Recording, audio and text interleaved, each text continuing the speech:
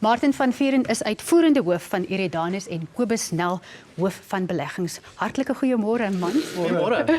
Martin, kom ons begin by jou. Vertel ons weer so 'n bietjie van Eridanus, hoe lank julle bestaan, wat presies julle doen. Ja, ons is 'n VCC. Ons belê meestal in boerdery en voedselverskaffingsentiteite landwyd in 'n verskeidenheid van verskillende entiteite.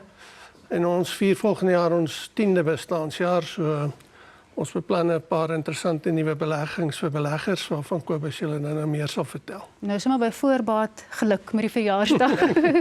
Kobus, dan die El Niño verskynsel wat nou op pad is, dit gaan vir 'n klomp mense baie sleg wees, maar met alle risiko's is daar ook geleenthede. Wat is die geleenthede wat julle sien?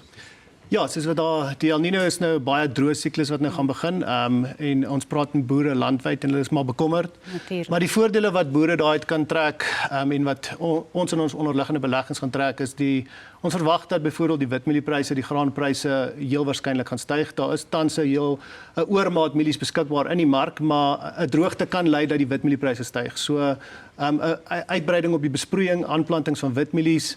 As die mieliepryse styg en daal die beespryse, dan kan ons weer meer beeste aankoop. So dit is die voordele wat jy kan trek uit die El Niño wat kom.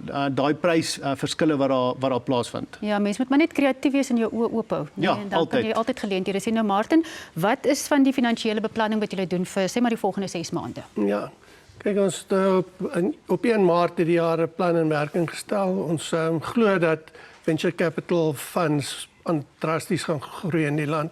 In Amerika vat hulle al 'n groot gedeelte van die beleggings, is nog nie heeltemal so uitgebrei nie, maar dit is besig om baie vinnig te groei.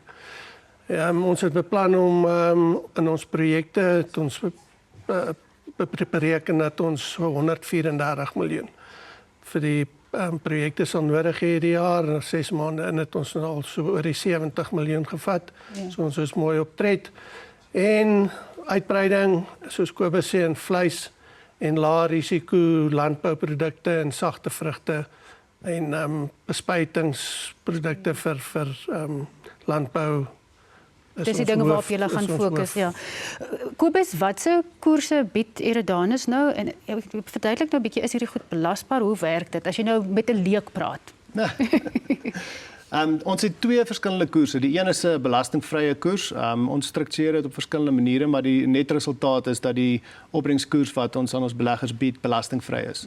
Dit varieer tussen 11% en 12,5% wat die beleggers kan ontvang. Hulle kan dit per maand ontvang, akkumuleer, net soos hulle wil. Die tweede een is 'n belasbare koers. So dit is in die vorm van rente. Nou dit gaan so hoog as 16,8%, wat 'n baie goeie koers is in vergelyking met ander VCC maatskappye. En die 16,8% is spesifiek vir 'n produk wat ons uitrol wat verseker is oor onderliggende beeste en vleisprodukte wat ons bied. So dit is 'n versekerde 'n koers, ja. Martin, as mense nou met julle in aanraking wil kom, hoe maak hulle? En gaan julle help om hierdie komplekse goed te verstaan? Ja nee, ons daar soos baie slim mense wat vir hulle mooi sal verduidelik wat se produkte ons het. Dis info@eridanus.co.za 011 88 88 604.